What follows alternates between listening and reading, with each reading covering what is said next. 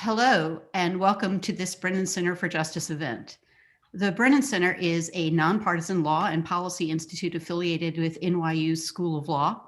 And I'm Victoria Bassetti, a fellow at the Brennan Center for Justice, and I'm very happy to be your moderator for this afternoon. We're grateful to our producing partner for this event, NYU's John Brademas Center, which advocates for civil debate in politics and public policy.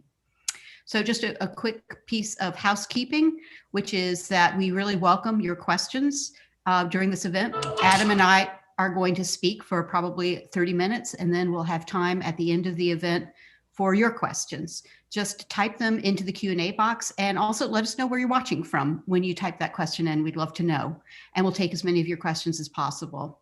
So our guest today is Adam Gentleson, a longtime Capitol Hill insider and the author of a critically acclaimed new book, Kill Switch: The Rise of the Modern Senate and the Crippling of American Democracy. He argues in that book that the US Senate, once known as the world's greatest deliberative body, is broken. It's a really thrilling and easy, wonderful book to read, full of history, villains, drama, tragedy, and it's about the best known rule of parliamentary procedure that there is, the filibuster, which has been the subject of movies and even a Saturday Night Live skit, and now Adam's book. It's the filibuster, which he writes has been used as a cudgel by a determined minority, a minority on steroids that he believes has hijacked the chamber, preventing the passage of popular legislation and much needed democracy reform. His book also describes many of the greatest challenges of our era: partisan polarization, dark money, and a media culture built on manufactured outrage, and that they converge with the filibuster within the Senate. He cautions that without serious reform, we face the prospect of a permanent minority rule in America. And we'll put a link to the book and how to order it in the chat. So please welcome Adam Gentleson to discuss his new book and all of the many issues of the day on Capitol Hill. Thank you, Victoria. It's great to be here. And so Adam, there were a lot of things I think you probably could have written a book about after your time on the Hill. There was gun control, healthcare, voting rights, criminal law reform, immigration. The mind simply bursts with all of the great issues facing America today. But you chose to write about a piece of parliamentary procedure, not a choice I think most people would have thought would end up being a bestseller or getting reviewed in the New Yorker, which it did very positively. Why the filibuster? Why is that what you wrote about? Well, I wrote about it because I think it's critically important for people to understand it better. I think it's sort of seen as this anodyne, sort of almost comical procedure that's sort of an amusement, but it's actually the thing that is causing all of the issues that you just named for the nation to be unable to make progress on them. And in my time in the Senate, I saw the filibuster block just about every one of those issues that you mentioned. And I think that it's something that is hidden, but is critically important and one of the most influential features of our democracy today. And I thought it was important to try to make an attempt to communicate that to the public so that people could have a better idea of how the Senate actually functions, and a more accurate idea than this sort of mythical version that we are familiar with. I think the Senate is an institution that really likes to wrap itself in its own myths and its own noble idea of itself. And I think it was important to try to take away some of those myths, to try to cut through them as much as possible so that people could see how the Senate really operates, and importantly, how it came to operate in the way that it does. When you're there and you start asking questions about why things are the way they are, you get told things about Senate tradition and wisdom of the ages.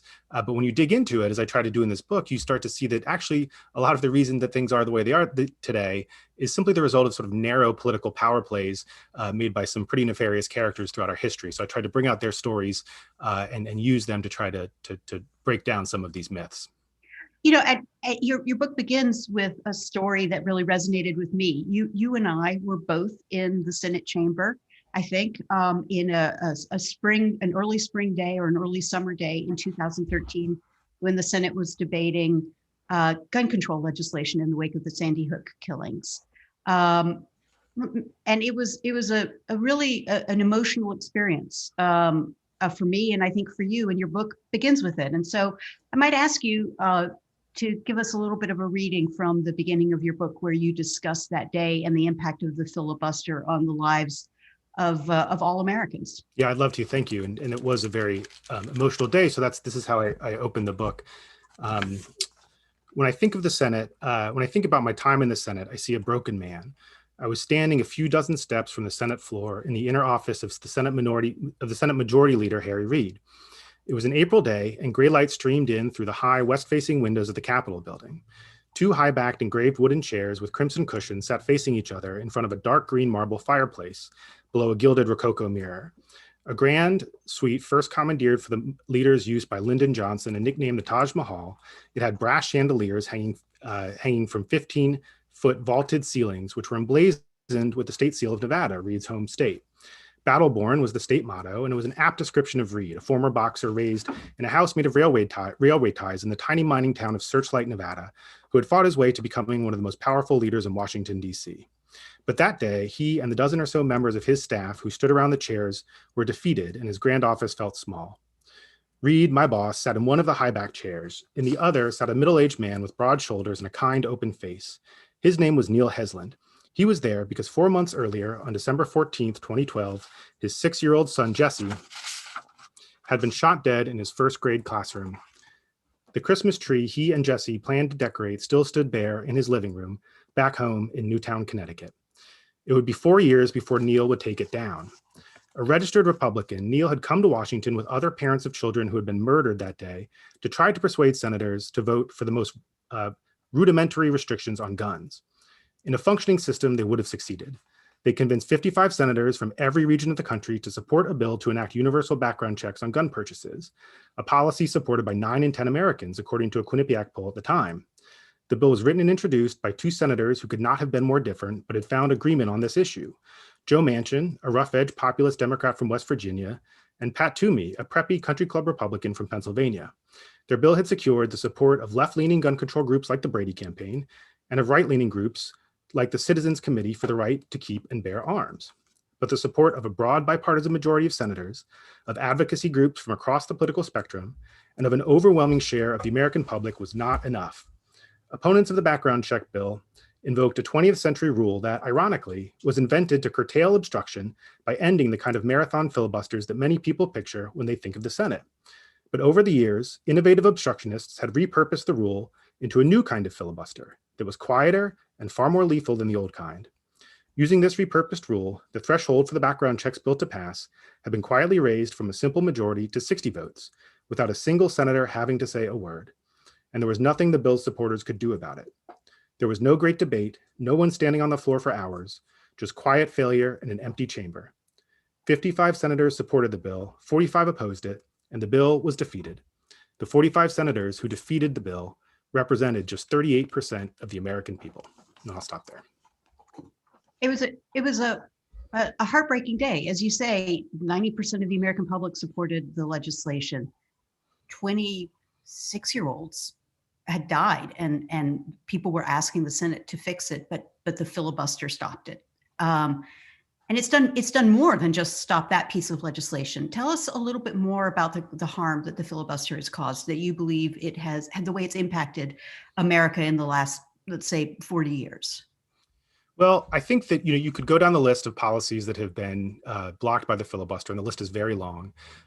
Everything from immigration to gun control to workers' rights and everything in between. In my book, I actually talk about an attempt to eliminate the Electoral College that was nearly successful in 1968. And you can just imagine the downstream impacts of that. This was a real effort. It almost came to fruition, and that was blocked in part by the filibuster. So, you really could take your pick of issues. But the larger thing that the filibuster has enabled, especially with the evolution of the obstructionist tactic with this new 60-vote threshold that is the reality in the Senate today, what that has enabled is a larger dynamic that I think is extremely damaging, and that is the ability of a minority that is bent on obstruction to wield a veto over everything that happens in the federal government. Every major piece of legislation, as we know, has to pass through the Senate. All judicial nominations and cabinet nominations have to pass through the Senate. So essentially, aside from executive actions, which are relatively limited in their scope, all of the things the federal government wants to do to make policy has a veto wielded over it by a obstructionist minority. And because of the way that the obstruction distributes power asymmetrically, it has a partisan lean to the right. Obstruction simply doesn't benefit the liberal side of the spectrum the same way that it benefits the conservative side. After all, conservatives are, in William F. Buckley's famous phrase, the party that stands athwart history yelling stop. It gives a conservative minority the ability to wield a veto over everything that passes.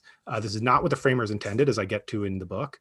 The framers wanted the minority to have protections. They wanted to have the ability to debate and to have input on the legislative process, but they never intended a minority, a numerical minority, to have a veto. And it is that minority veto over the federal government and its policymaking apparatus that I think has caused us to fail essentially to make progress on all of these critical issues today. I think that when people look at the country and they see common sense bipartisan solutions out there on so many issues, from gun control to climate change to income inequality, and they wonder why things aren't getting done, you know, as I argue in the book, if you had to pinpoint it, it's the filibuster, and it's this dynamic of a minority veto specifically that is blocking progress on all of these issues. So let's unpack something that you said early in your answer that you just said right now about what the founders contemplated, because I think to a lot of people the filibuster is as old as time. It's got almost a quasi semi-constitutional kind of cloak about it. It's as elemental to our American democracy, many people argue, and certainly defenders of the filibuster argue that it is as elemental to the way our democracy functions as the Bill of Rights, that it is a core tool for protecting minority rights. And your book really kind of goes through the history of the filibuster. Tell us about where it started, how we got to where we are now, that that everyone on this call, on this meeting, probably even knows what the filibuster is. How did we get from the Constitution to today? Yes, and I think it's important to understand this history. 2 minutes or less. Yeah. I'll do my best. Okay. Because I think there's a desire to protect it, I think, sometimes understandably, because it supposedly is this part of the system, but it really isn't. And I don't think the historical record is very clear on this. It's an open and shut case. I hope, if readers of the book will be convinced. But basically, this filibuster didn't exist in the original Senate. And not only did it not exist, the framers were extremely clear that they didn't want anything like it to exist. The principal reason for this was that they were writing the Constitution in the shadows of the Articles of Confederation. And they were in wide agreement that the reason the Articles of Confederation had failed was that it required a supermajority threshold to pass major legislation through Congress.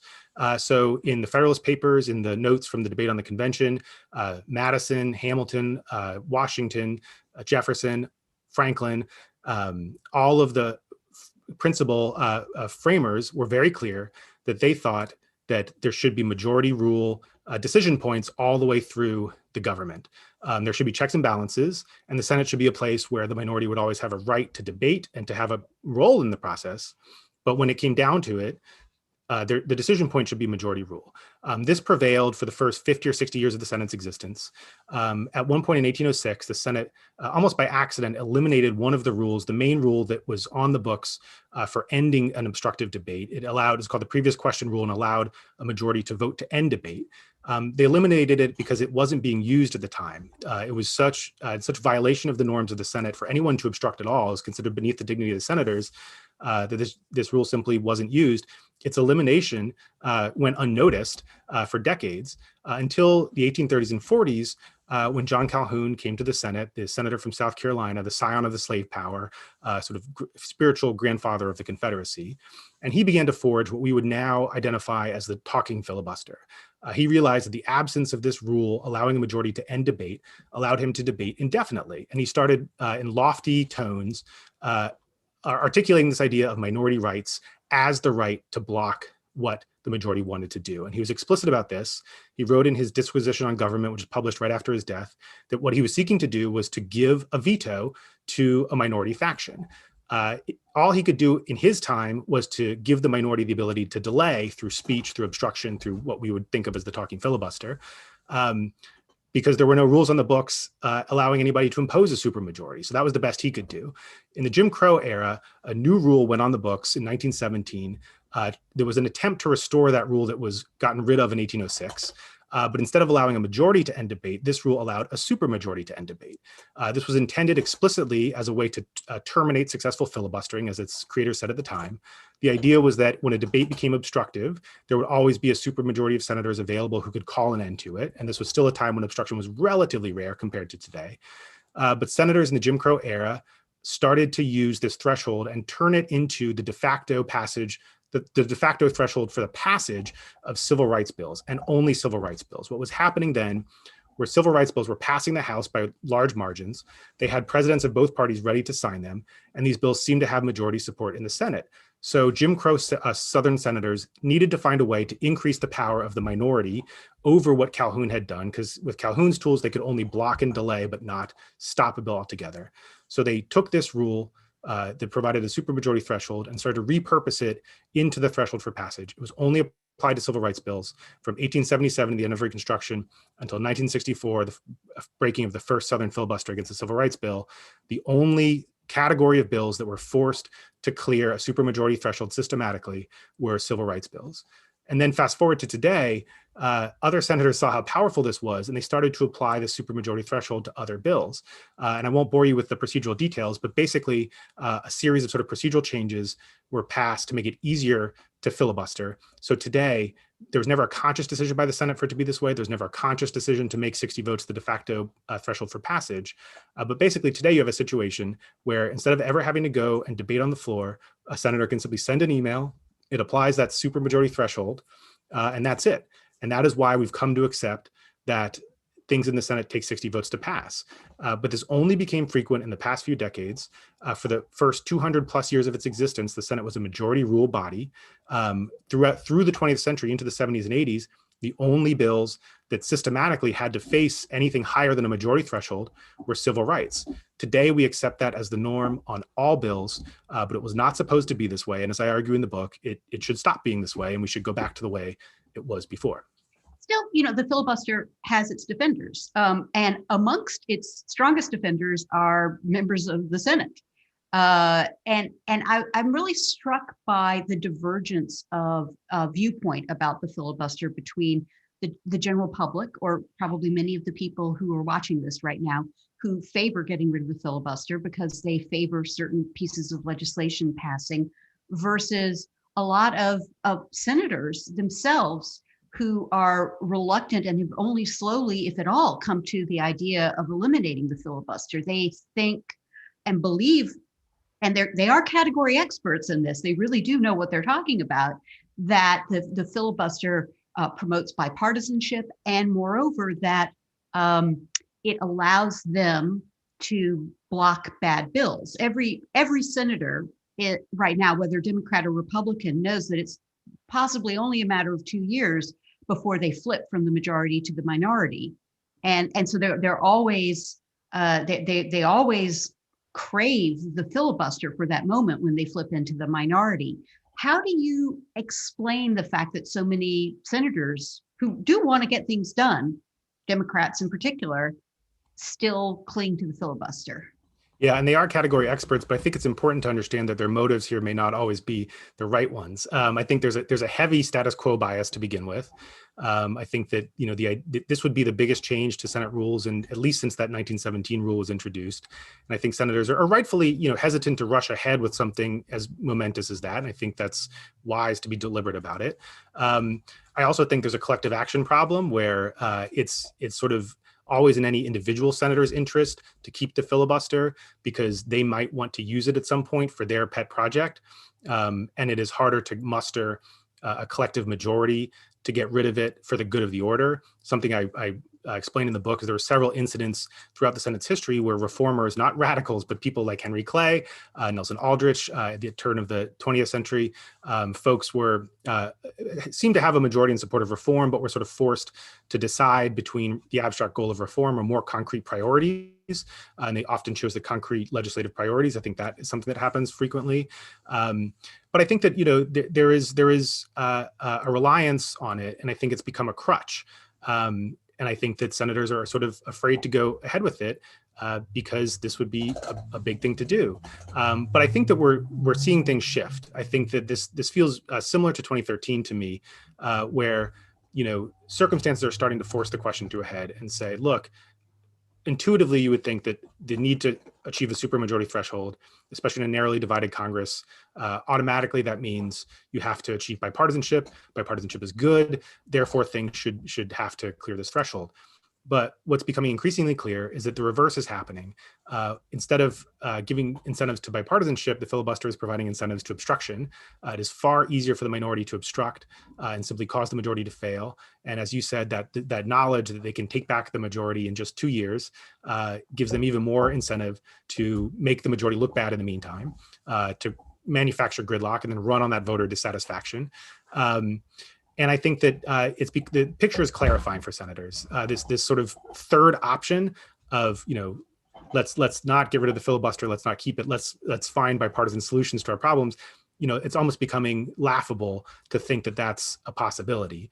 Right now in this closely divided Senate, you've got 50-50. So that means 10 Republican senators have to come over and vote with Democrats on any issue. And I challenge our viewers here to try to count to 10 Republican senators who are likely to join with Democrats on pretty much any issue. You get Romney, Collins, and you start to run out after that.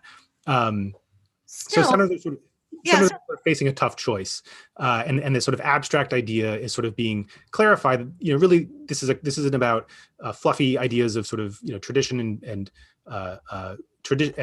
history. It's really about, do you want to get things done, and do you want to be able to produce results? And I think that is sort of helping senators come around to the idea that reform is probably necessary here. If you will, the urgency of the moment. But let me push the question a little bit more precisely, or let me talk about the potential risks that people feel. Would you be advocating abolishing the filibuster if Mitch McConnell was still the majority leader, for example?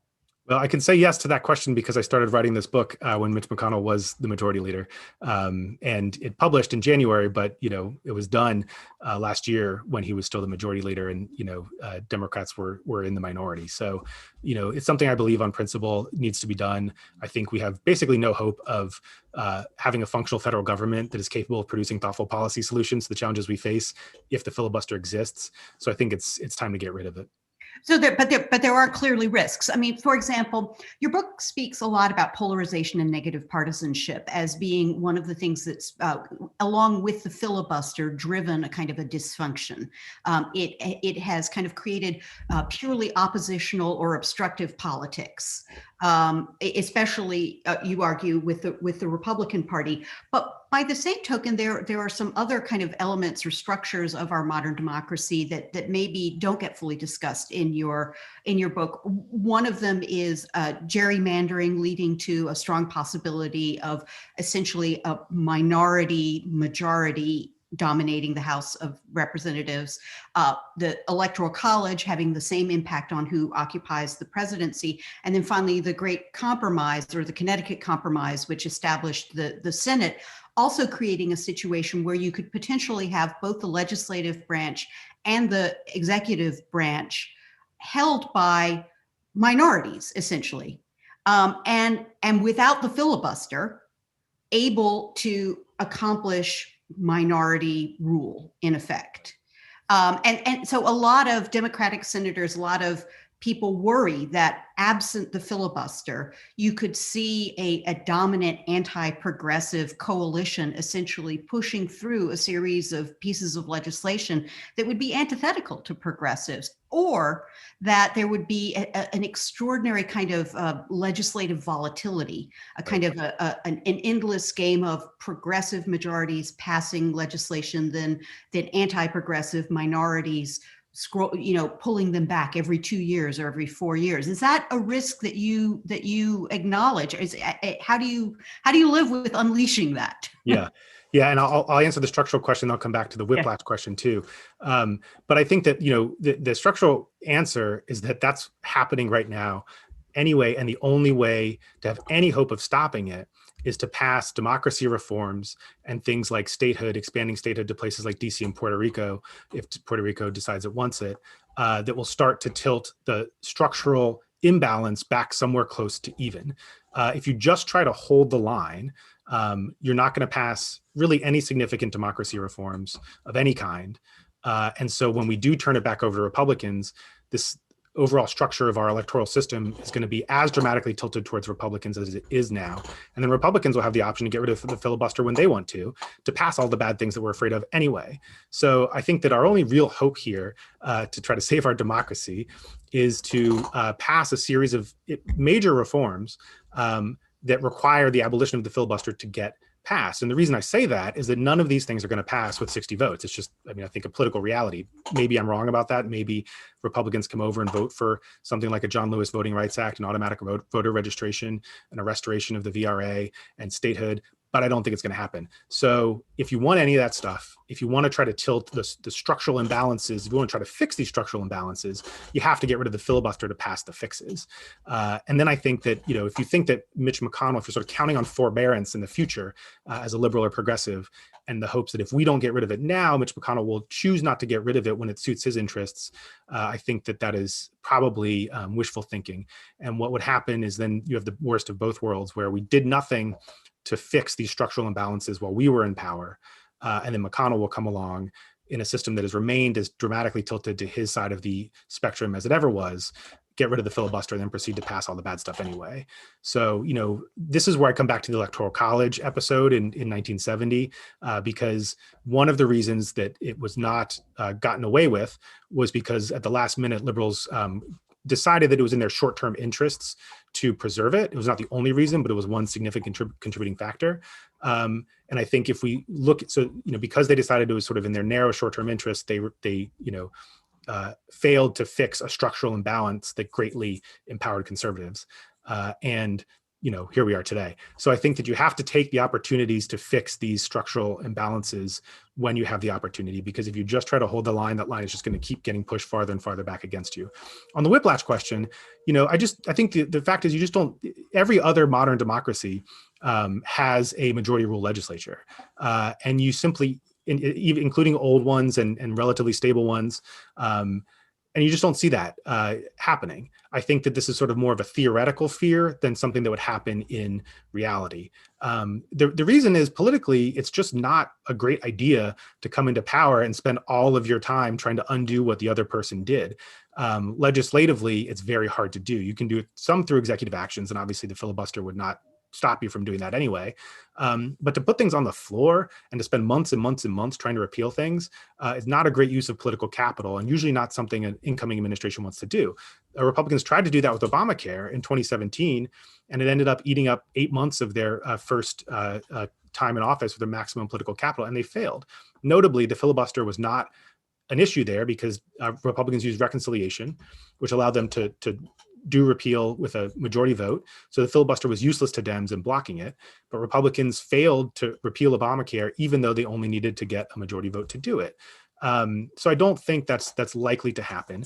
And, history shows that progressive reforms tend to be one-way ratchets, where once you put them in place, they're very hard to undo because they become politically unpopular, and getting rid of them just is not a great expenditure of capital. So between the historical record of every other democracy not seeing this kind of whiplash, of state legislatures, which are almost all majority rule, not seeing this kind of whiplash, and the fact that, it's not a great use of political capital, I think the whiplash effect is more a theoretical fear than something that would happen in practice. So we're gonna turn to questions right now from the audience, and I've got a few that have been coming in, and I want to urge people who are watching right now to keep sending them in to us. We're going to try to answer as many as we can over the time. So here's, and I think this is really apropos of what you were just talking about vis-a-vis reconciliation, Adam. From Santa Cruz, from California, we have someone who's asking, given that Senators Manchin and Sinema have expressed reluctance to eliminate the filibuster outright, could it be possible to slowly chip away at it by continuing to reduce the scope of legislation to which the filibuster applies? Yes, I think the short answer is yes. The long answer is I think that's where this reform conversation is headed in my view. Look, I was there in the Senate from 2009 to 2015, where I started in 2010, but it took from 2009 until 2013, 5 years essentially of Republican obstruction for Democrats to come around to even a limited nuclear option that was deployed under my boss, Harry Reid. Reform takes time. There were many other attempts at incremental reforms that were attempted during that period. We don't have 5 years right now. I think we'll be on an accelerated timetable, but I think the process will still be the same, if faster, where we're not going to go straight to a full nuclear option. There'll be attempts to experiment maybe with expanding reconciliation or creating reconciliation-like tracks for other kinds of legislation. You could have sort of a ratcheting down of the threshold. You could try to restore the talking filibuster. But I think that Manchin and Sinema are going to have to come around, and I think are likely to, simply because right now the idea is that they are sort of by defending the filibuster, they're sort of standing in the way of like big left-wing priorities like Medicare for all, Green New Deal, that kind of stuff. But once we get through reconciliation as it is currently constructed, and we see how narrow it is and how many things can't pass through reconciliation as currently construed, you're going to be faced with a hard reality before too long. I mean, March, April, sometime like that, where most of Biden's agenda is going to get blocked. And so Manchin and Sinema aren't going to be standing in the way of Medicare for all. They're going to be standing in the way of Biden's agenda and the basic success or failure of the Biden administration, along with the success or failure of all their fellow Democrats who are up on the ballot in 2022. One of whom is Senator Sinema's fellow Arizonan, Mark Kelly, who's up for re-election again in 2022. So I don't think at the end of the day, Manchin and Sinema are going to tell Biden and their fellow Democrats who are up in 2022 to get lost, essentially, and to give up on passing things because of their stance on the filibuster. So I do think, reform is headed to some sort of incremental direction. For me, fundamentally, the critical question is the 60 vote threshold. Can reform get rid of, or at least vastly diminish, the ability of an obstructionist minority to use that 60 vote threshold to block things? And so I lay out a bunch of ideas for reform in the book. I try not to be too doctrinaire about it because I am open to many different ideas, would support many different ideas. But I do think that sort of incremental direction is where we're headed, at least initially. So in your answer, you mentioned something that a lot of people in the audience have been asking about, which is kind of restoring what they call the Jefferson Smith type filibuster, which there's never been a Senator Jefferson Smith, but there is a very famous one in movie. And it's the talking filibuster. Is that something that you think would have a real impact in the in kind of pulling back the negative effects of the filibuster? I think it would. Funny thing about that. So Jefferson Smith was based on Burton Wheeler, a senator from Montana, who did uncover corruption in the Pacific Northwest and construction projects, just like in the movie. The funny thing is, in real life, the way he uncovered the corruption had nothing to do with the filibuster. He did it through hearings and investigations. But that wasn't sexy enough for Frank Capra, so he needed to dramatize it using the filibuster. And now we have this image of the filibuster as we have it today. But yeah, I think it would. And I think, one of the sort of insidious elements of the filibuster that I get into in the book is that it kills debate. The irony is when the minority is blocking something by invoking that 60 vote threshold, procedurally, what they're actually doing is invoking the minority's right to extended debate. But all they're doing is blocking the bill, and then the bill immediately gets pulled from the floor and there is no debate. And in the Manchin-Toomey example, and Victoria, you were there and you know this, for the entire week that bill was on the floor, the Manchin-Toomey amendment, there was almost no debate by those who opposed it. Mitch McConnell, who was leading the opposition in the minority at the time, spoke for a grand total of 2 minutes collectively over the course of a week on this amendment. He found more time to celebrate the legacy of Margaret Thatcher and the victory in the Louisville men's basketball team in March Madness than he did to debate gun control and the murder of 20 first graders. So, what's so insidious about it today is that the minority can block something without ever having to debate, without ever having to explain why they're blocking it. And so I think restoring the talking filibuster would require the minority to come out and explain themselves and to try to persuade. And that's what the framers intended. They wanted the minority to have the platform of the Senate floor to make their views known and to try to persuade people and to say, come over to my side. Let's make the minority a majority on this issue. Let me tell you my arguments and persuade you. And then if you can't persuade them and they've had a reasonable time to do that, at that point, the majority should be allowed to vote to end the debate within a reasonable amount of time and move on, vote on the bill up or down, move on to the next issue. So I think restoring something like the talking filibuster that's backed up by the ability of a majority to eventually end debate would be a positive thing. It would allow the business of legislation to actually get done, for us to address the challenges of the nation, and would also force those who are opposing a bill to come out and state why and give their reasons, which I think would be a positive development and a healthy thing for our democracy. So your book actually contains a few other recommendations to kind of restore the deliberative, kind of almost intimate quality of the Senate that used to exist. And one of our questioners asks, and it's apropos of that, I think, I've read that most senators don't know each other very well. Would a cultural change like more lunches together or senators bowling league do more to change the way the Senate functions? In your book, you suggest a form of prime minister's question hour. Right. But I wonder what your answer is to kind of those cultural changes, if you will, within the Senate. Yeah, I think, so in my book, I focus on things you can write into Senate rules. And I think a bowling idea is a fantastic idea.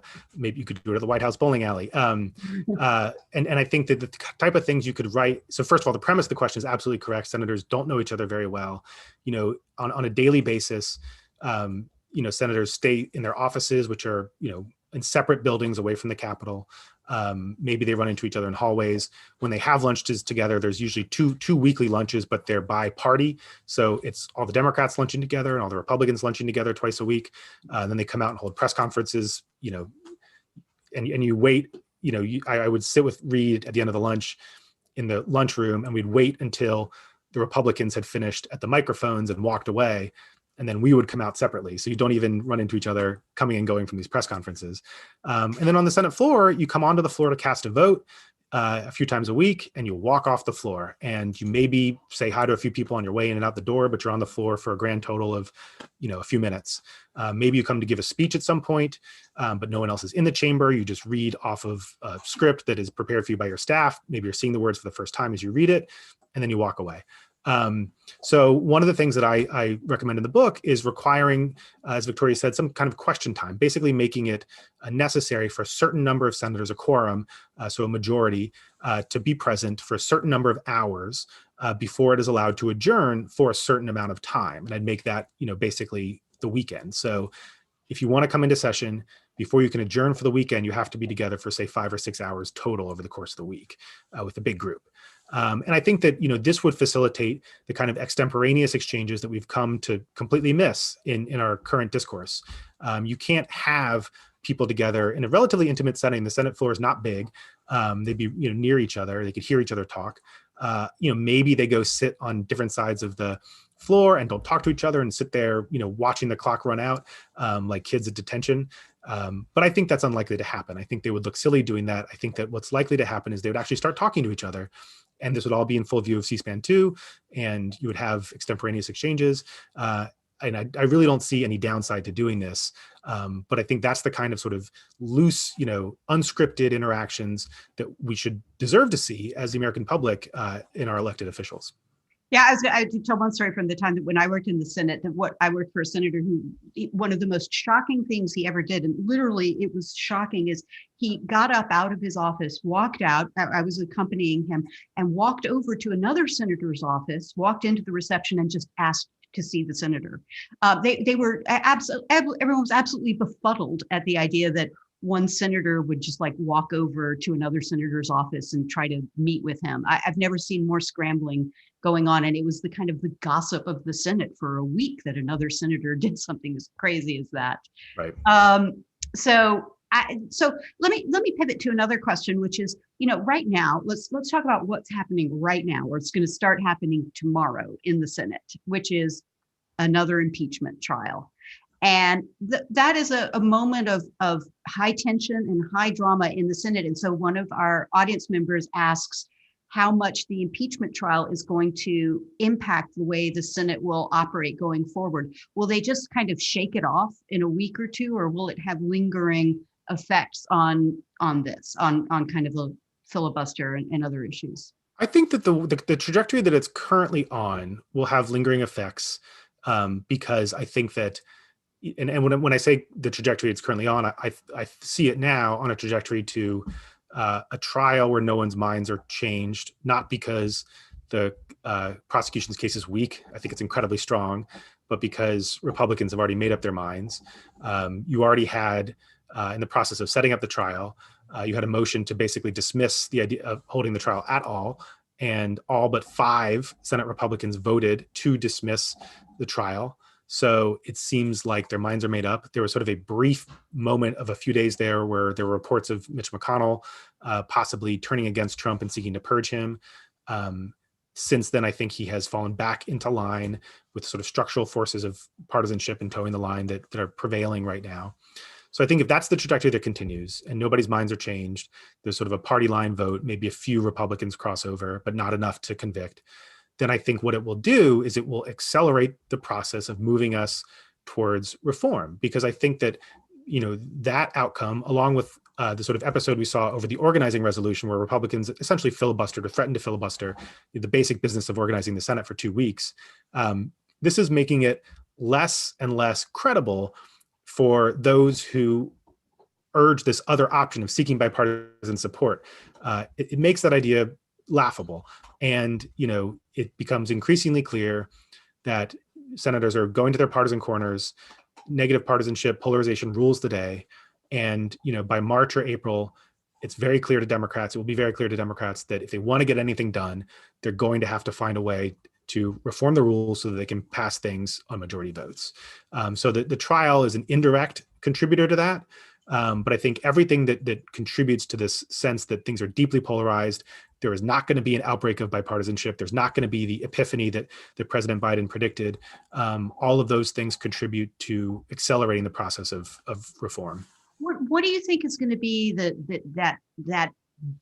bill that must do? Because we know that the relief package is probably going to get passed through reconciliation. We know that judges and cabinet officers are going to be appointed because the filibuster has been eliminated for that. So there's going to be a point where everyone is going to see what the filibuster is actually stopping. And there's a possibility it's going to be HR 1, which is the democracy reform legislation. Is that going to be the to use an overused phrase, the come to Jesus moment, where people realize, oh no, the filibuster, where the Democrats in the Senate realize, oh, the filibuster really is it going to be that? Is it going to be something else? What do you think? Yeah, I think it is. I mean, whether it's HR 1 or something else in the democracy reform arena, I think that's the issue area that's likely to bring this to a head, because, this is where Democrats can't live without passing these things, and nor should they. And President Biden himself can't. And Republicans can't let them pass or won't let them pass. I'm not saying that's a acceptable excuse, but they see this as a matter of political life and death for them, because it's these they like being staked to enormous advantages in every single election. They don't want that to change. And so I think it's inconceivable to see Republicans giving 60 rights for that kind of 60 votes for voting rights. So I do think that's, and then on top of that, those things cannot pass through reconciliation. It's simply not possible unless you change reconciliation rules to expand it. And the mechanism to do that is essentially the nuclear option. So we won't get into the weeds of that, but it would be sort of a limited nuclear strike. So I think that is where this conversation comes to a head. I think that the necessity of passing these things and the adamancy of Republicans' opposition will cause that to be the issue that brings us to a head. So we're almost out of time, and we've got a lot of really great questions from our audience, which I haven't had an opportunity to ask. But Adam, I'm sure you're going to be doing more events, and I hope people will be able to tune in, and maybe they'll find answers if they buy your book and read it, which it was a really wonderful read, and super interesting. So I really do thank you for that, and I really urge our audience members to take a look at it if they have the opportunity. So thanks again so much, Adam. We really wish you great success with your book, Kill Switch: The Rise of the Modern Senate and the Crippling of American Democracy. There's a link in the chat if you want to order the book. I want to thank the NYU John Bradamus Center for collaborating with us again on this program. I'm Victoria Bassetti, fellow at the Brennan Center for Justice. Thank you for coming to this event and supporting the work of the Brennan Center for Justice. Follow us on Twitter if you get a chance, and to have a good afternoon. Thanks to everyone for attending. And thanks, Adam, again. Thank you so much for having me. It's a great event. Yeah.